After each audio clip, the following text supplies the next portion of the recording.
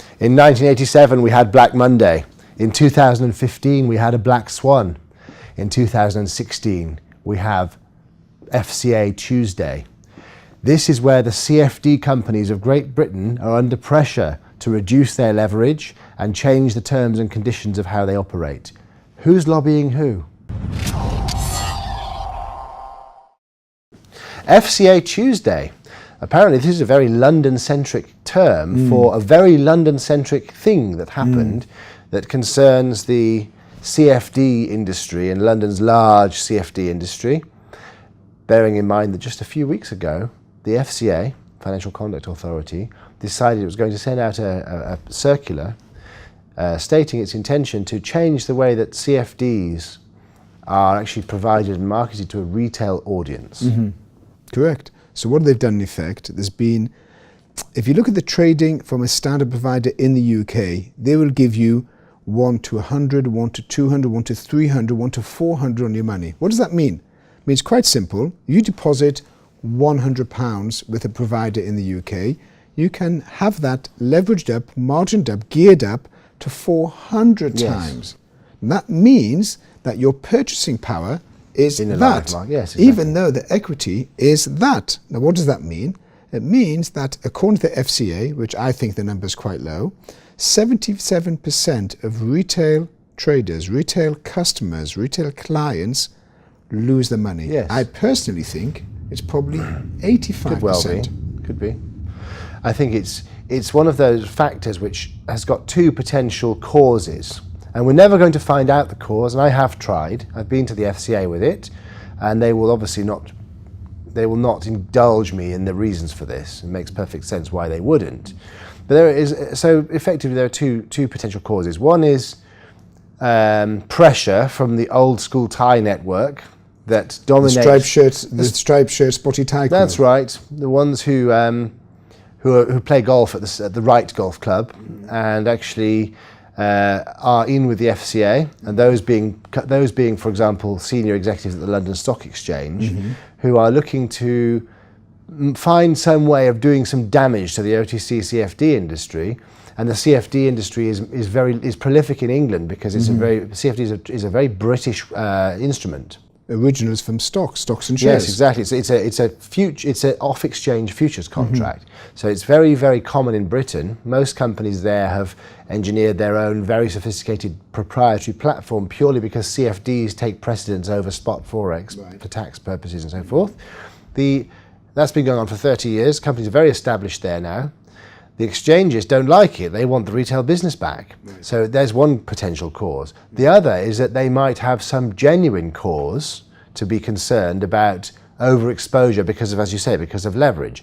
But the question is this: how many British retail traders, who are usually quite a conservative, astute base of loyal traders to domestic companies that have been, they're not the usual, like in a spot forex company where you get a new customer comes along, puts $3,000 deposit, which is average today is about $3,800 for a first-time deposit, puts it in, trades very quickly, loses it all and goes away. In Britain, it's not like that. They're loyal to British companies and they stay for a very long time. They're very analytical.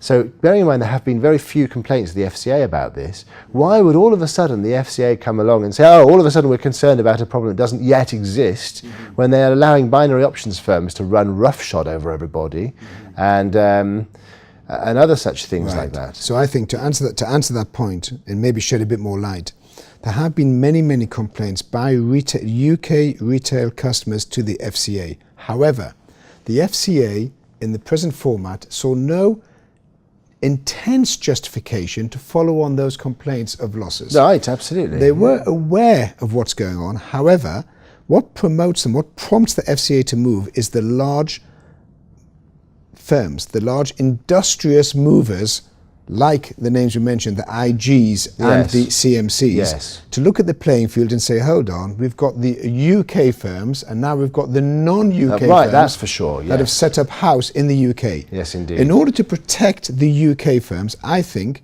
behind the scenes, there's been a move to say, okay, let's get the non-UK firms to tighten up. By tightening up, they will end up being not profitable within the UK and will be left to the the homeboys. That's for sure, and it's been like that for some time. The only thing that that makes me doubt that that's the entire rationale for the FCA's decision is that this is something that would affect their entire business. So there's now a lobby group which is working with the FCA to try and get some middle ground on the FCA's decision. So either this went too far and the FCA went for it, went for the neck of the industry, bearing in mind that it might have been initiated by some OTC firms, and now they've got to try and find a middle ground, or the exchanges are on the case and they want the retail business all on exchange. Well, possibly, but the FCA can't shoot itself in the foot. It gets revenue from these providers. Yes, it does. Now, if it starts closing down providers, the revenue stream from the CFD FX market is going to drop off. Yeah. However, they have an image to maintain. They want to be seen as a regulator. That's right. They want to be seen as a monitor, as a manager of the financial industry, and maintaining the reputation in the UK as London as a major financial centre. So there's probably a little bit of image monitoring versus UK versus Europe and the US, and they want to be seen to be taking action. However, their knowledge and their expertise and their experience of CFD and FX is very low. It is low. It's very low. But that's the thing. I think they see it very simply as being pushed by the people that are, let's call it a golf club, right? For the sake of whatever. It might be the gadget club, the social club, the old boys club, where the London Stock Exchange is lobbying them. Maybe they might want to not decimate the homegrown companies, but force them to put their businesses through their venue. Absolutely. Then they don't have to do anything. They can just say, right, now we need a central counterparty, and they've left it to the good quality OTC firms like IG Group and so forth to develop that business, and then they can just sit back and say, right, come on then, old chap, put that all on exchange, and then the exchange benefits, the OTC firm benefits, and the exchange benefits for doing absolutely nothing off the back of the hard work of the innovative and fast-moving OTC players. Absolutely correct. That's how I see it. Correct. And I think that's problematic, actually, in a way. Well, what you've got in effect, you've got the original, before CFDs came on board, it was all stocks and shares. Yes. And the stocks and shares were set up by the bowler hat, striped trousers, that's right, and the white shirt crew, and they would actually monitor that. They would process all of that business through the exchange. The exchange looks around and says, hold on, we've gone and lost a huge percentage of our business that normally should be stocks and shares, but it's gone through the CFD market or the FX market on a margin product, where the exchange doesn't offer a margin product. No, they don't. And if they do offer a margin product, it is very, very basic and primitive compared to the superior products being offered by the CFDs. Yes. And also, the exchange doesn't digitally market itself. If you look at the position of the exchange versus CFD, they're two different levels. CFD marketplace is well-funded, well-managed and well-marketed. And extremely dynamic, very fast to develop, which means these traditional firms can just force them to give them all their business. Correct. And make them do all the development. Absolutely correct. Very, very interesting indeed. Thank you very much for joining us again, Meir Velenski. Meir Velenski, CEO of Velenski Financial Group. Thank you, Andrew. I'm Andrew Saks-McLeod, CEO of FinanceFeeds. Thank you for joining us here today in Geneva, Switzerland at Dukascopy TV. See you next time. Goodbye.